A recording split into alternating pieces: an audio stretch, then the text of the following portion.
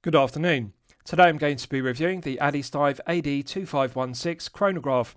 This watch is available from Addiesdive Watches factory store on aliexpress.com for $84 which is €71 respectively. So firstly, let's look at the case that the watch comes in, and then I'll talk you through the specifications of the piece. So the watch comes in this black plastic Pelican style case, which is branded on the lid with Addiesdive's logo and emblem. Now, subjectively I'm going to be critical of this because they've used the same Addiesdive emblem and text logo they use on their dive pieces. This is a chronograph piece. I think for continuity of design and branding, they should have used the Addiesdive cursive font logo used on this chronograph piece, because that would better fit, because this isn't a dive piece. But I appreciate, to reduce production costs per piece and maximise profit margin per piece, they use the same branding with their dive watches and their daily wear and chronograph pieces.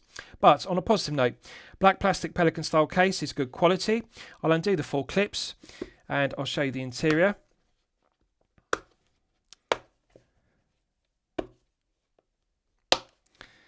So inside is lined with 2 foam panels, which does a good job of protecting the watch in shipping, and I think it's aesthetically pleasing and also good quality.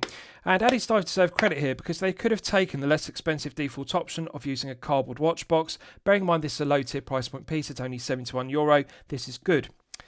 So with regards to the items that come with the piece, it comes with this cardboard tag, which has the Addiesdive emblem and Addiesdive text logo used in their dive watches on both sides. And again, I'd prefer if they use the Addiesdive cursive font logo to match the watch.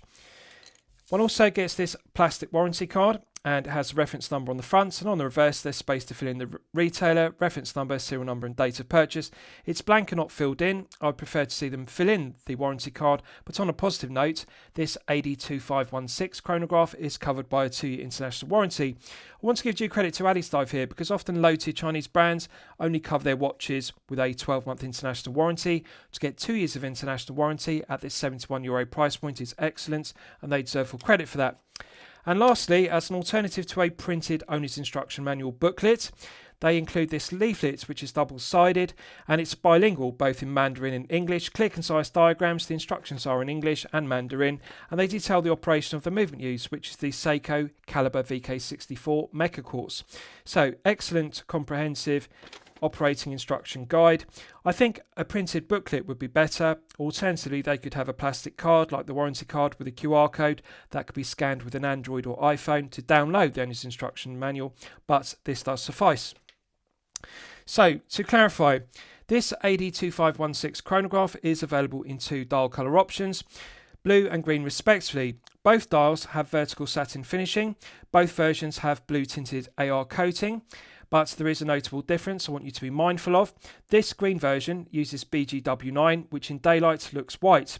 The blue version of this piece uses Patina C3 Superluminova, which has a patina tone, peach tone in daylight, and glows green in the dark. So that's something to note. Blue version is C3 Patina. This green version is BGW9. So, with regards to the specifications of the piece, we have a 38mm case diameter. We have a lug-to-lug measurement of 45.8mm, a thickness of 12.4mm, and a lug width of 20mm. The natural rubber strap tapers from 20mm at the lugs down to the buckle and tang. Solid 316L grade stainless steel buckle and tang, angular profile to it, flawless brushed satin finishing to the top side, underside and flanks, which has a beautiful luster, and the angular profile on the edges have a mirror polished bevel. Now, I'm going to be critical of it. It's a nice heavy gauge, no sharp edges to the undercuts, no sharp corners, so the finishing is good. The reason why I'm going to be critical is it's sterile and unsigned. I'd like to see Addiesdive sign this with the Addiesdive cursive text logo as used on the dial, because that would give the piece a high-end feel. One has to be magnanimous and realistic. This is a low-tier piece at €71, but I'm still going to be critical because other low-tier Chinese brands between €0 and €500 at the €71 price point of this piece are signing the buckle and tangs, so it is viable. It doesn't significantly increase production costs per piece and therefore diminish profit margin per piece. The cost of Addiesdive in terms of production costs per piece of engraving this with the cursive text logo is negligible. So they need to do that. I'd like to V2 with that update. Now, with regards to the crystal, it's a boxed top hat double domed K1 hardened mineral glass crystal. Now, this may come as a surprise to you because you would expect this piece to be glazed with double domed sapphire crystal with blue AR coating. This is another production cost cutting measure, and I think it's a production cost cutting measure too far in order to maximise profit margin per piece. Again, the difference between the price of the wholesale price of K1 hardened mineral glass and sapphire crystal with blue AR coating is negligible. They're very close in price point. So what is K1 hardened mineral glass? Well, really it's a compromise between mineral crystal and sapphire crystal respectively. It's less expensive than sapphire crystal, marginally. It's more expensive than mineral crystal. K1 hardened mineral glass is mineral crystal which has been heat treated, and after heat treating it therefore increases its scratch resistance. It's not as hard and scratch resistant as sapphire crystal after the heat treatment, but it is more scratch resistant than standard mineral crystal. So really it sits between the two, mineral crystal and sapphire respectively, but it's a production cost cutting measure. On a positive note, K1 hardened mineral glass does have excellent clarity, so legibility is good. This is the benefit, but it's just not as hard and scratch resistant as sapphire crystal. I think it's a production cost cutting measure too far. On a positive note, the vertical satin finish to the green dial is very aesthetically pleasing, and it's a gradient dial, lighter green in the centre, graduating to a darker green at the circumference where we have the chapter ring. Quality of the printing, the dial execution is excellent, and Addiesdive deserve full credit for this because this is mid-tier level finishing. So to remind you, low tier is €0 to €500 price point, mid-tier is €500 to €5,000. The execution of the dial in terms of the quality of the printing and the quality of the sub-dials is mid-tier level. It's €500 to €5,000. This is excellent. Quality of the Arabic numerals, the large Arabic numerals, they are excellent, and they've got a full 5 to 6 layers, which we'll test in the Lume test. Legibility is good. The font isn't too thick and blurry, it's sharp and crisp. The minute ticks on the chapter ring in white are clearly legible. They contrast well against the vertical satin finished gradient dial. Arabic numerals on the chapter ring are also high definition and crisp. The font is good. Addiesdive cursive text logo is printed to a good standard. Now, there's one error here because they've printed 100M equals 330 feet. I think they should have deleted it because water resistance ratings are appropriate for dive pieces, but this is a chronograph piece. It's negligible information. One doesn't need to know this is 100 metres. It's engraved into the case back in any case, but it uses a push-pull crown with 100 metres. That's strong specification. They could have just used 50 metres. It would have sufficed. But they should have deleted it. That would make the dial more clean, and I think on a chronograph, the industry standard is to delete the water resistance rating. One doesn't need to have it as per a dive piece. But layout of the dial is good because we've got bicompact sub-dials at 9 and 3. This is powered by the VK64. So unlike the VK63, there is no sub-dial at 3. However, it does have a date complication, and the date wheel is still present beneath the dial. Subjectively, collectors could argue that's a negative because they could have used the dates. They would argue, well, it has a date complication, why not use it? They could have cited a date window at 4 o'clock, for example, and this could have had a bicompact style with dates at 4. But however, I like the symmetry of the bicompact style, and without a date complication, making it asymmetrical, it looks very balanced and the legibility is good. So it's done a good job of the dial execution. I like the vertical satin finishing versus sunray of the green dial, and the proportions of the sword hands is excellent because the sword hour hand is shorter than the sword minute hand, so one can immediately tell the difference between the two. Needle second hand is mirror polished to a good standard, and they are all the correct length. So the tip of the second hand extends all the way to the chapter ring. The hour hand extends to the printed Arabic numerals, as it should do. Minute hand nearly extends to the white minute ticks on the chapter ring, so they've got it correct. Often low-tier Chinese brands have a tendency to undersize the handset. They look too slender and they're also too short. These hands look the right length and also the right width for the size of dial. So I like the handset. Quality of the mirror polishing to the sword hands is excellent. Quality of the mirror polishing to the sub-dial sword hands is also excellent, and the legibility is good. I like the mirror polished silver rings around the sub-dials, although I think the sub-dials would look better if they were matte black versus this sunray black finish. But however, some collectors might like the sunray black finish to the sub-dials because it complements the sunray vertical satin finishing to the green dial, which is gradient. So as I've detailed, we have a 2mm boxed top hat double domed K1 hardened mineral glass as opposed to a sapphire crystal. I think they've made a mistake here with the blue AR coating. Now, as I've detailed, this AD2516 Chronograph is available in 2 colour options, blue and green. The blue hue, when you tilt the piece at an oblique angle, does a good job, but it clashes with the green dial. Of course, it will complement the blue dial version. I appreciate that Addiesdive aren't going to use 2 different AR coatings for the blue and the green because that would increase production costs. It makes sense to use one type of crystal and one type of AR coating rather than blue and clear. But however, what they should have done was use clear AR coating on both the blue and the green versions. On the blue it will complement it, but as you can see, there's a blue hue which clashes with the green version versus the blue, and I think they've made a mistake with that. The bezel is solid 316L grade stainless steel, flat profile versus being domed, and it's got a recess machined around it, and the edges are mirror polished.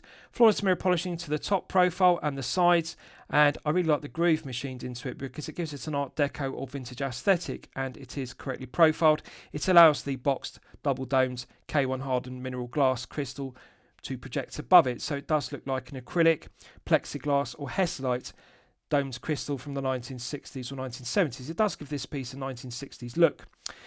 Flawless brush satin finishing, which is longitudinal on the flanks, and what I like about this piece is it doesn't have thick slab size to it. Often low-tier Chinese brands make chronograph pieces with very thick slab size to the head of the piece, rather like a dive piece, but this has a very slender profile to the flanks, and it deletes a lot of the meat, which reduces the heft. That increases comfort level and feel good factor, but visually it looks very aesthetically pleasing, and it's got nice curvature to the undercuts to the flanks, and also nice curvature to the profiling to the lugs rather than angular points. Pierced lugs, which make removing the spring bars externally with the spring bar tool easy, and also give the piece a vintage aesthetic, because often chronograph pieces from the 1960s, like dive pieces from the 1960s, had pierced lugs, so that looks good but also is practical. Solid 316L grade stainless steel case, flawless mirror polishing to the tops of the lugs, which have nice curvature. I like the way the lugs are slim, they're not too thick and block-like, and the case profiling is very aesthetically pleasing. In between the lugs has flawless mirror polishing, and they deserve credit here because this is an area that I often look at. When I handle a piece that has mirror polishing to the case, the first area I look at with a low-tier Chinese made piece is in between the lugs, because this is a common area that low tier Chinese brands will cut production costs. They'll simply mill or brush satin finish in between the lugs internally, because that reduces production costs per piece, therefore maximises profit margin per piece. Addiesdive haven't done that, and they really deserve credit because the mirror polishing inside the lugs is done to the same high quality level as the bezel and the tops of the lugs, and also the undersides of the head of the piece. It's excellent, and it really is a very well finished case for €71 price point. So let's look at the natural rubber strap in detail. Now, this is disappointing. Aesthetically, it does look pleasing because it's got a nice matte finish to it, and it's got moulded grooves in it, which does add interest to it. Plenty of holes in it, that's the positive. So this will fit from a minimum 6-inch wrist size up to a maximum 8-inch wrist size respectively. Just bear with me, I'll get the camera to focus on it. So finishing is good in terms of texture. 2 keepers on it, which are correctly proportioned. First one is fixed, second one is sliding. And just to clarify, when I say fixed, you can actually move it, but it has 2 teeth either side on the left and the right hand flanks, and the first keeper engages in between the teeth on the left and the right hand flanks. That locks it into position, and it works very well. I like it, but I'm going to be critical of it because it's very stiff. It's stiff for the main reason, not because it's natural rubber, which is stiffer than FKM floor rubber and silicone rubber respectively. It's stiff because it's far too thick. Just look at the thickness at the spring bar end. Now, this is not a dive piece. It doesn't need a robust, thick rubber strap like this. A much thinner strap, as per a silicone rubber strap or FKM floor rubber strap, would have sufficed. This strap is far too thick.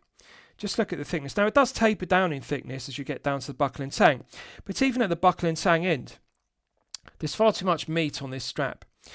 The other disappointment of it is, to put this into perspective, NBR, which is nitrile butadiene rubber, and natural rubber are at the top end of the spectrum in terms of how robust and durable they are, but they're also very stiff. So the gain is that they are robust and durable long term with daily wear and tear. The negative is that they are stiffer, so therefore not as comfortable. FKM floor rubber sits in between the two, in between NBR, nitrile butadiene rubber, and silicone rubber. At the other end of the spectrum, we've got silicone rubber, which is very soft and supple, but however, the negative is that it has a tendency to split and crack It's not as durable and robust. So in between the two, you've got FKM floor rubber, which is the perfect choice for a chronograph like this. Natural rubber, it is durable, but it's hard. That's the problem. They've also compounded it because rather than being smooth on the underside, it's got this textured pattern to it. And one could say, well, it does look aesthetically pleasing. It adds interest. The problem is it's rough. It doesn't feel smooth. And you can feel it when it's on wrist. You can feel these textured crosses. And they don't really enhance the piece. There's no functional purpose to this. So really it's just done for aesthetic reasons to try and make it look interesting. And it is embossed with natural rubber, which is okay. But I think that they should have just made it smooth on the underside as is on the top side, because that would actually enhance comfort level and feel good factor. 20mm lug width is correct. Now, on a positive note, I'm pleased to see the correct decision of quick release stainless steel spring bars versus standard spring bars, but strictly speaking doesn't need them because we do have pierced lugs. We do have holes in the lugs. So if this had standard spring bars, you could simply depress the spring bar externally with the spring bar tool through the pierced lugs, but nonetheless it's good to have quick release stainless steel spring bars. That negates the need for a spring bar tool. But again, production cost cutting measure. It says natural rubber, which is embossed, but there's no Addiesdive emblem. There's no Addiesdive text logo in the cursive font. I think they should have used a smooth strap and they should have embossed it with a moulding with Addiesdive's cursive logo. That would give it a higher end feel. But one has to be magnanimous. This is €71 and one is going to get these kind of production cost cutting measures. Let's look at the case back in detail. Solid 316L grade stainless steel case back. Matte be blasted effect to the background and it's engraved around the circumference with the specification. Concentric CNC lathe tool machining to the circumference. But disappointingly, we've got the Addiesdive dive watch emblem, as you can see. Now this is appropriate for their dive pieces, that's a given, but this is a chronograph piece. And this is the kind of lack of continuity in design that I dislike about Addiesdive because it doesn't fit the branding. We've got the cursive text logo on the dial. That's what we should have on the case back rather than the dive watch emblem, as you can see, because this isn't a dive watch, it's a chronograph. But they have engraved the specifications such as 100 meters, which is fair enough. But you can see it says stainless steel sport diving waterproof. But why does it say diving waterproof on a chronograph? This is not a dive piece. So we don't need to see stainless steel sport diving waterproof because this is not a waterproof dive piece. These are the kind of glaring errors they need to amend, because what we really need to have is the Addiesdive cursive text logo, and they need to delete the word diving waterproof from the case back, or simply delete the word diving because it's not a sport diving watch, is it? It's a chronograph daily wear piece. But there we are. So mirror polishing to the underside to the head of the piece is excellent, and the curvature to the tips of the lugs is good rather than having angular bevels, so no sharp corners to the tips of the lugs. Nice large mirror polished bevels on the left and the right hand flanks, which deletes the sharp edges, so comfort level and feel good factor is enhanced. It's not a deep bubble back case back, which is good. So although this does have a boxed top hat K1 harder mineral glass crystal, this piece is still only 12.4, which is good. It's not 13 plus. Therefore it doesn't feel top heavy, as I'll show you in the wrist shots. Quality of the case back finishing is good. Screw down case back with 100 meters of hermetic seal is strong specification for a chronograph piece. They could have used a pressed on case back and 50 meters, for example, but 100 and a screw down case back is good. So just bear with me, I'll do back up the strap and then we'll test the crown and the pushers. So pushers are stainless steel, and to add interest they've added fluted caps rather than just having flat profile caps which are mirror polished. The fluted caps are well finished, no sharp edges to them, they've been deburred very well, and they do add interest to the pushers. So let's test the chronograph complication. Pressing the top pusher activates the chronograph and the needle chronograph hand begins to tick around the dial with the characteristic tick of the caliber VK64 Mecha quartz. Nice crisp action to it. Feels heavily sprung loaded, feels reliable and robust. You've got to give it a good hard push. That's not a negative. I like the reliability of it. I like the durability. It feels heavy. Good solid spring loaded action. Nice loud audible click. Good positive click. Starting it and also stopping it. Pressing the lower pusher resets, and it resets bang on the 60 on the chapter ring, and also bang on the centre of the 12 applied Arabic numeral. So I'm just going to check it two more times because I like to check a chronograph 3 out of 3 times, as you'll know from my previous reviews, just to confirm the alignment of the chronograph hand. Resets bang on the 60 every single time. Nice crisp action, heavily sprung loaded. I like the feeling of it. Bang on the centre. I'm going to allow it to move around the dial more this time, and just to check it for a third and final time. But I like this. This is good quality control from Addiesdive here at €71 because they've set the chronograph needle hand bang on the centre on the cannon pinion. So the alignment is bang on the 60 on the chapter ring and bang on the centre of the 12 Arabic numerals. It's not too far to the left or the right, which is good. Just going to allow it to run round some more, and then we'll reset it and just see, does it reset bang on the third time. Nice crisp action. I like the sound of it and I like the feeling of it. Reset also feels good. The lower pusher has the same crisp action to it. So as you can see, this is the problem. The chronograph hand has now reset slightly to the left, so I'm going to check it one more time. Yes, now we've got the problem. You can see the problem. The chronograph hand has now actually bent. So I've tested it 3 out of 3 times, and this is the main negative. The needlepoint chronograph hand is too thin, because just using it 3 times there, when I've reset it from further around the dial at say 30 minutes, what's actually happened is when it's reset, it's actually bent the chronograph hand. You can see it's now slightly curved, and it should reset bang on the 60, but you can see it's slightly to the left. So I'm just going to allow it to run round more, and we'll reset it another time. This is the problem. This needlepoint chronograph hand would be okay for a conventional second hand, but with a chronograph hand it's just not wide enough. It's too weak. That's the point. It's clearly made from brass, which is laser cut and then nickel plated to make it look silver versus the gold colour of laser cut brass. Quality of the mirror polishing to it is good. Quality of the nickel plating is good. The problem is it's too thin. It's actually bent. You can see the chronograph hand is now distorted. So just by testing it 3 out of 3 times, the chronograph hand is actually deformed. It's now bent. It's curved to the left. So I'm going to allow it to run around to 45 minutes, and then we'll reset it and see does it bend even more. This is dreadful. So I'll reset it I'll reset it again. So we're now at the 45-minute mark. Now you can see the problem. The chronograph hand is now bent. It's actually deformed. Now there is a parallax effect with the camera, so just bear with me. I'm going to get the camera to look at it straight on so you can see it. If you look at the position of the silver needlepoint second hand, you can see it's not on the centre of the 12 anymore. It's not on the centre of the 60. Just bear with me, I'll get the camera to focus on it. It's difficult because of the tint of the blue AR coating. But you can see the problem. The chronograph hand is now deformed. It's actually bent just from resetting the chronograph. It's not thick enough. It's not wide enough. That's the problem. It's too weak. So disappointing. Really, I would say it's not a QC issue because the alignment was correct. It's really down to the production of it. It's actually too thin. They've made it too thin, probably for aesthetic reasons rather than saving on production costs. But this second hand would have been okay if this were just a regular watch with a ticking second hand. But for a chronograph hand, it's far too thin. Needle chronograph hands do not work. That's why they're not used. They need to be thicker. So bent chronograph hand, dreadful. Right, so let's test the crown execution. Push-pull crown, coin edge finished. Matte speed blasted cap to it, and again, Addiesdive dive watch emblem.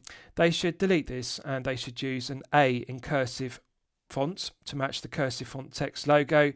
This Addiesdive emblem doesn't fit. Continuity of design is poor. It's suitable for dive pieces, but a dive watch emblem on a chronograph doesn't work. I'll give you a wrist shot, and oh sorry, I didn't test the crown action, did I? So it's a push-pull crown versus screw-down crown. So pulling it out to the first click position is the quick set date complication. Now when you rotate it clockwise, you can hear the loud audible clicks of the date wheel clicking over. So the date wheel is still present. VK64 does have a date, and that's the negative. There's a phantom date setting position. You can feel the clicks and hear the clicks of the date clicking over. Pulling it out to the second click position hacks the movement. So we're now in the time setting position. Feels smooth, clockwise and anti-clockwise. Doesn't feel stiff, doesn't feel rough or gritty. So it feels good, feels smooth to set the time. That's the positive. So I like it. Feels reliable and robust. Minimal backplay. When you rotate the coin edge crown, there's an almost immediate response to the sword minute hand. It doesn't have a lot of slack in the gearing, which is good. Pushing it back in, it's got a nice positive click, and that restarts the movement. So the coin edge teeth have been deburred very well with a chamfer. It's correctly proportioned. The crown doesn't project too far from the right hand flank. That's the benefit. When you flex the wrist, it doesn't dig into the back of the hand. It's not too large like a dive watch crown, which is good, but easy to get good purchase on. Looks good, feels good. Just a shame about the bent chronograph hand. So I'll give you a wrist shot, so now just bear with me. I'll remove my Concord 40 and then I'll show you a wrist shot. Now, as I've detailed, this natural rubber strap is long enough to fit my 8-inch wrist, which is a pleasant surprise because you'll know from my previous reviews, often rubber straps are a fraction too short, so they're made for the majority of collectors with a 6 to 7.5-inch wrist, but this one does indeed fit my 8-inch wrist. I can engage the end of the natural rubber strap in the two keepers, the first fixed keeper and the second sliding keeper. So they deserve credit for this because this does have a long strap for 6 to 8-inch wrist sizes. There are enough holes to size it down to 6 minimum and, as you can see, up to a maximum 8. I can still slide an index finger beneath the buckle and tang and strap, which indicates 8 inches is comfortable. Good.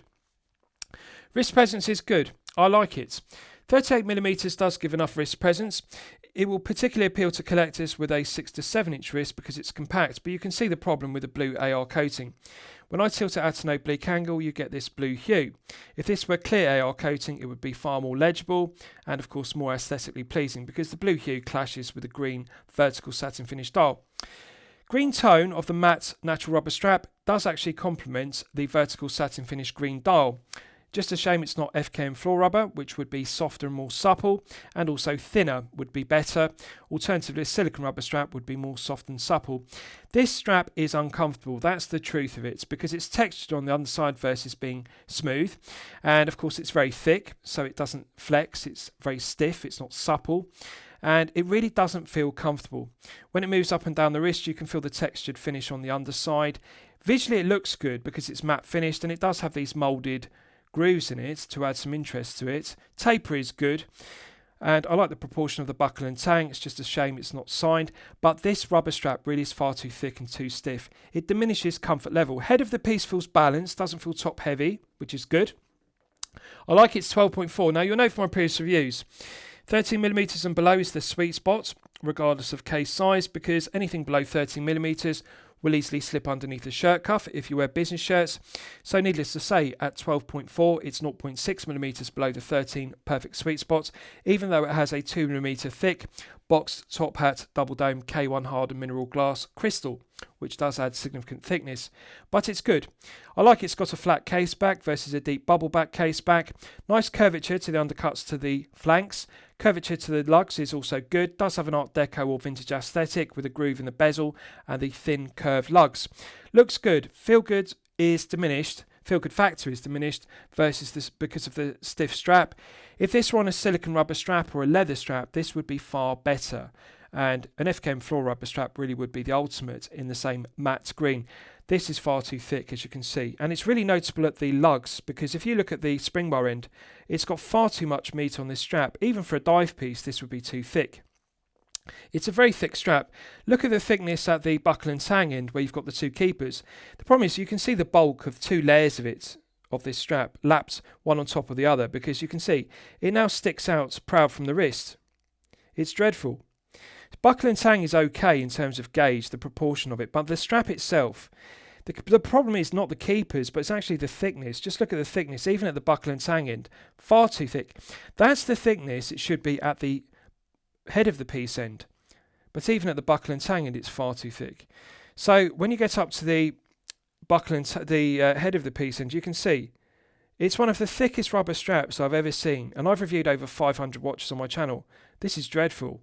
Even on dive pieces, I've never seen a rubber strap so thick. It's just dreadful. So they should use a thinner FKM floor rubber or silicone rubber strap. Taper is okay, 20mm lug width is correct, matte finish is aesthetically pleasing, just wrong material and far too thick.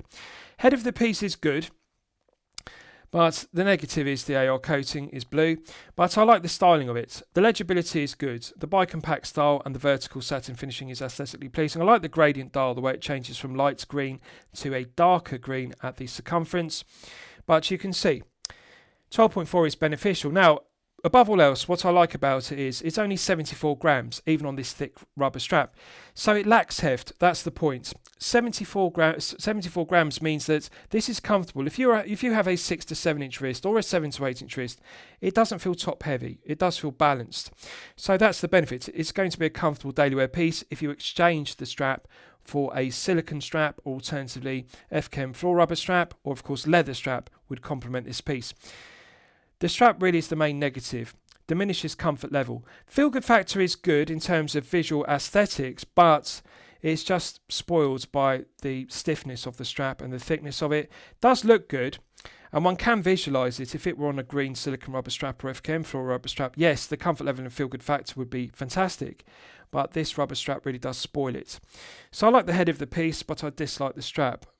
Proportions are good. Compact lug to lug, 45.8 is good, particularly beneficial if you have a 6 to 7 inch wrist. You're really going to enjoy the short lug to lug. Now, 48 is the sweet spot, but for a 38 diameter, a shorter 45.8 lug to lug is okay.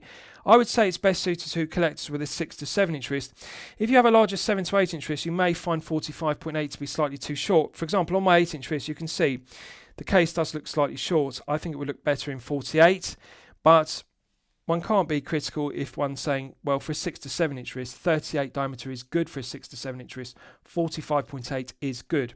The 12.4 thickness is what I like. It will easily slip underneath a shirt cuff. Right, so let's do a Lume test, and we'll see how the Lume performs when it's charged up to the absolute maximum. So just bear with me. I'm going to do back up the strap to make it easier to hold in the Lume test, and I'm going to put back on my Concord 40 and continue. So as I've detailed, to remind you, the blue dial version uses Patina C3 Superluminova. This green dial version uses BGW9, which is white in daylight. So as always, I'm going to use my 100 UV LED torch to charge it up to the absolute peak. Right, so that's now fully charged, and as you can see, that it has not disappointed. We're clearly looking at 5 to 6 layers on the printed Arabic numerals on the dial and 5 to 6 layers on the sword handset. Excellent. Credit where credit's due here. We've seen production cost-cutting measure after production cost-cutting measure. For example, the K1 hardened glass crystal versus sapphire crystal is one. The sterile buckle versus a signed buckle with the Addiesdive cursive text logo engraved, that's a production cost-cutting measure. But I'm pleased to see they haven't done it with the dial and the hands. The BGW9 in daylight has a perfect white colour tone match, doesn't look more cream on the hands or the dial. That's the benefit. In the dark, the potency of the exciter is good. Good even application on the Arabic numerals and good even application on the sword handset. Colour tone match in blue is good. Potency of the exciter on the dial and hands matches. Same brightness, same longevity. BGW9 is the correct choice. So as I've detailed, the blue dial version uses Patina C3, which I think doesn't look as good. I think the white tone in daylight of the BGW9 looks better on the green gradient dial. It's subjective. It comes down to whether you like a blue dial watch with peach patina C3 versus a blue dial watch like this version, green dial version like this with white Lume in daylight and blue BGW9 in dark. Looks good. Printing is good, quality is good, the application is even. And I like the symmetry of the dial because you can see either side of the sub-dials at 9 and 6, we have small rectangle indices which are printed, and this is good.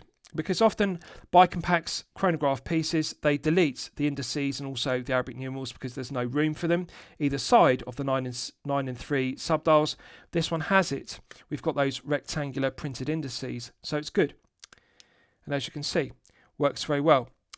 Even the subdial hands have BGW9 5 to 6 layers applied on the sword subdial hands, so that's good. They could have just used silver hands, but they didn't. They've loomed them. It's good. At €71, they deserve credit. They've done a good job of 5 to 6 layers. I like it.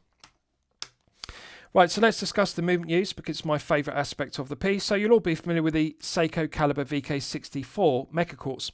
Architecture of the VK64 is the same as the VK63.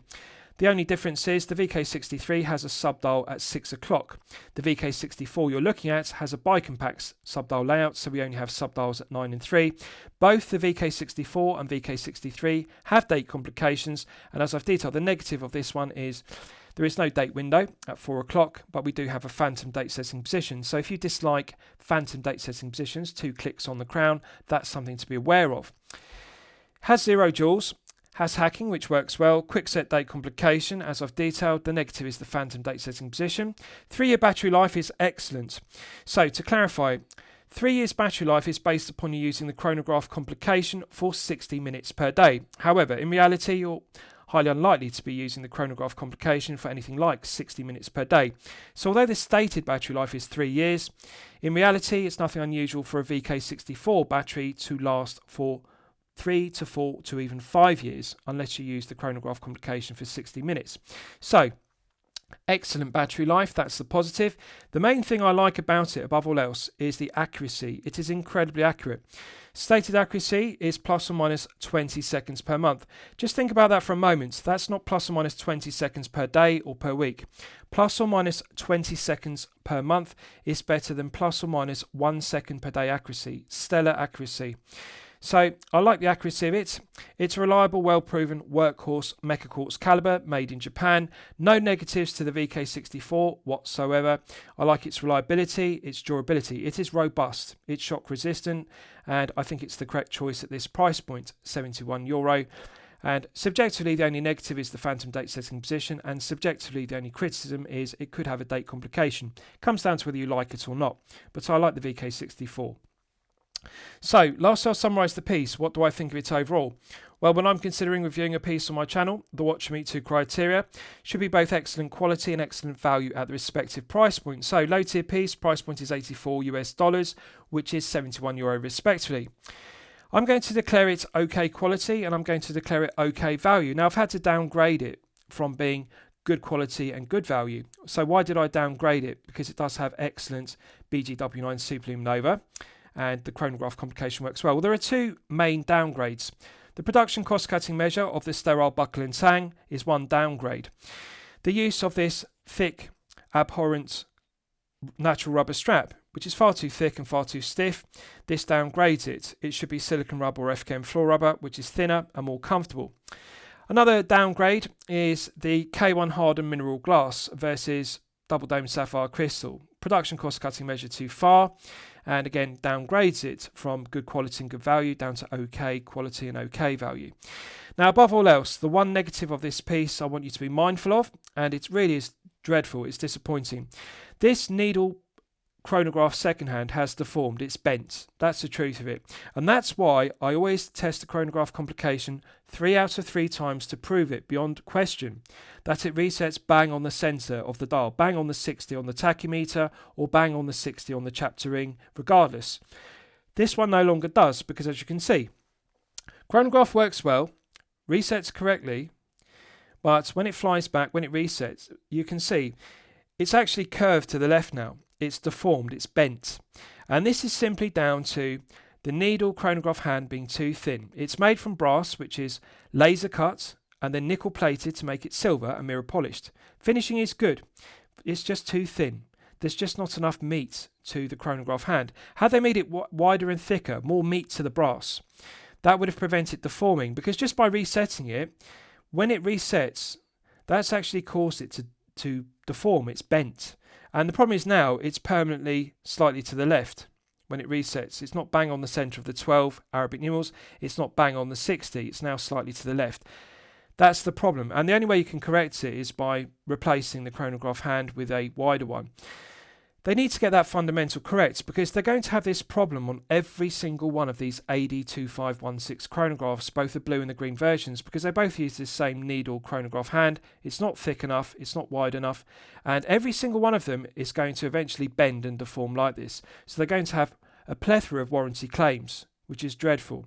I want you to be mindful of it. It downgrades it from being good quality and good value to only okay quality and okay value. I'd like to see a V2 with these shortcomings addressed and a wider wider chronograph hand, that would correct it.